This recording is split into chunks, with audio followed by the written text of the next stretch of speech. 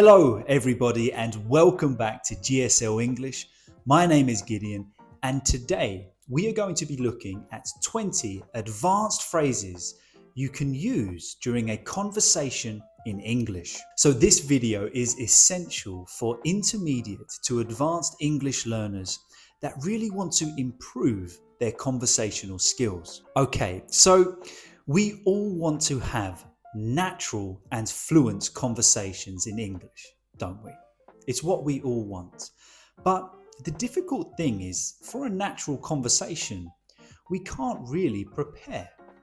They are not scripted. We don't know what is going to be said. They would be described as dynamic, meaning that they are always changing as they progress. So we need to be prepared for when a natural conversation does change. We need to know what to say to promote more conversation and just keep it really fluent and natural. The first set of phrases we are going to look at is when we don't understand. Now, this is something that no matter how long you have been learning English, or no matter what your current level of English is, we will always be in a situation where we don't understand. Maybe it was a certain word. Maybe it was an idiom that was used. There will always be times that we don't understand.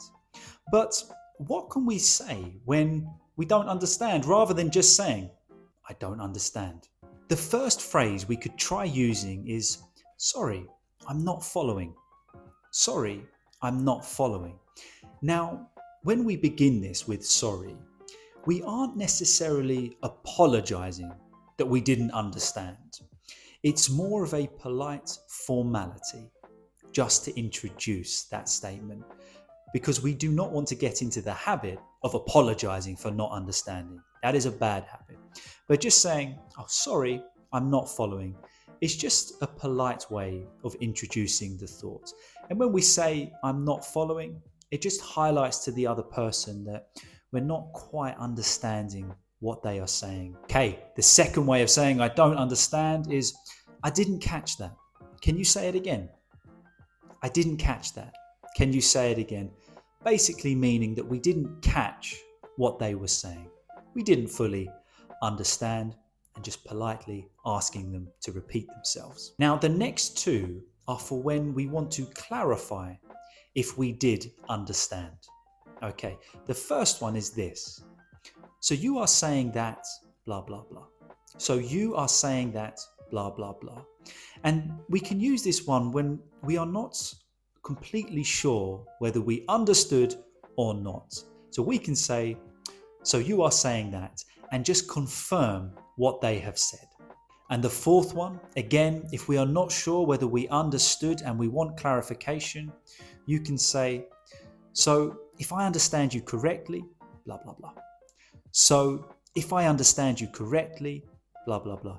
Again, just clarifying, repeating back to them what they have said to make sure that you understand.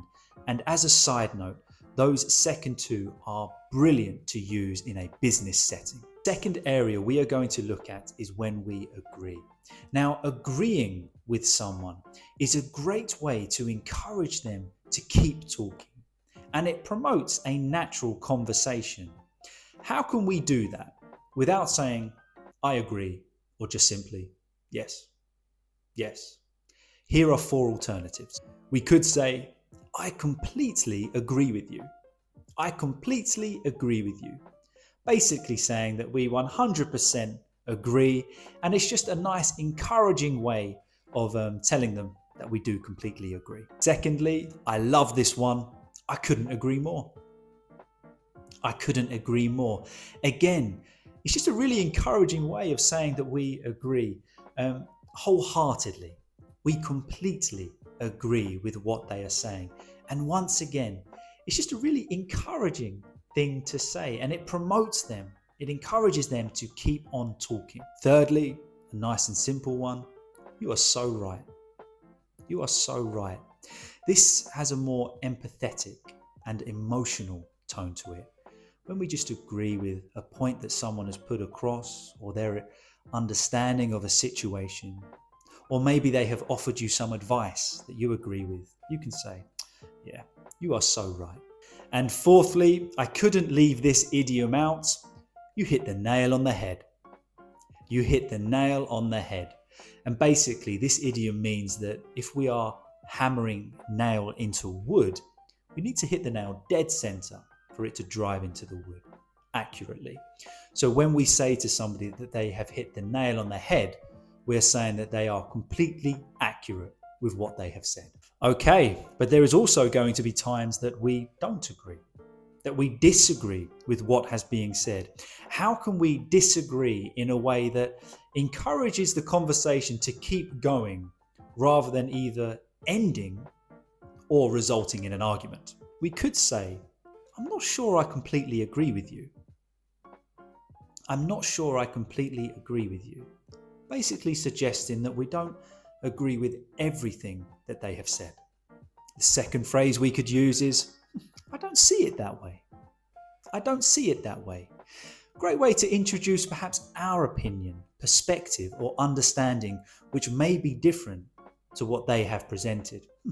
I don't see it that way. Great one to use in business. Thirdly, I think you might be mistaken. I think you might be mistaken.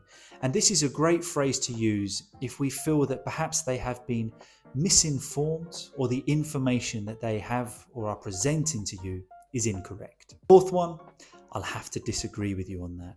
Quite honest, quite frank, quite direct, but sometimes we need to be. And sometimes we need to directly say that we disagree, and then we can state our reasons why to keep the conversation going. Now, again, these four, of course, we can use them in any setting, but they are brilliant to use, particularly in a business setting. Okay, the fourth area we are going to look at today is when we want to introduce something interesting to the conversation. Maybe we have an interesting story to tell, or some really important information that we want to share. How can we introduce that in a way that it really grabs the listener's attention? First one we can use is this: you are never going to guess what has happened. Or you are never going to guess what just happened. Basically, that we have an unbelievable story to tell. They're never going to guess. Great one to use within friends and family that particularly know us well. Secondly, I have the best story to tell you. I have the best story to tell you. It grabs the listener's attention, it's positive, it's upbuilt and encouraging, and really promotes conversation. Thirdly, you're not going to believe this, but you're not going to believe this, but this is a great one to use when we have some information which is quite unbelievable.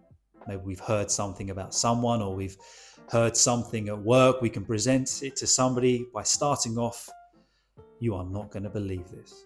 And the person is going to be like, oh, what am I not going to believe? It really grabs the attention of who we are talking to. And fourthly, a nice simple one. Listen to this. Listen to this. When we just have some information that we really need to share, maybe a story, whatever it is, if we introduce it with, listen to this, and then continue, we have immediately caught the attention of our listener. Okay, final area we are going to look at today is when we need or want to end the conversation. We could say, it's been great catching up with you, but I have to get going. It's been great catching up with you, but I have to get going. Gives a nice compliment, but highlights that we really need to go. Secondly, I'd love to keep chatting, but I've got to go. I'd love to keep chatting, but I've got to go. Maybe we say I've got to go back to work, or I've got to go collect the kids from school. But again, it's nice, it's positive, it's polite, highlighting that you would like to keep chatting, but you need to go. Thirdly, perhaps if the conversation is coming to a natural end, you could say, well, I'd better get going. Just as a note, only use this one if we do feel the conversation is naturally ending. We wouldn't want to use it in the middle of when somebody is talking. At the end of the conversation, well, I'd better get going. Fourthly, we could say, I'm so glad I ran into you. It's been great catching up. I'm so glad I ran into you. It's been great catching up. This is a brilliant phrase to use when the conversation is mutually ending. and you can end it on a nice and positive note. There it is. You now have more phrases and expressions that you can use to keep a natural and fluent conversation in English going. So let me know in the comments, which one are you going to use? Or can you think of any more that you often like to use in a conversation? So this is GSL English. My name is Gideon. Please don't forget to like, subscribe, leave a comment in the video, and I'll see you again next time. Bye guys.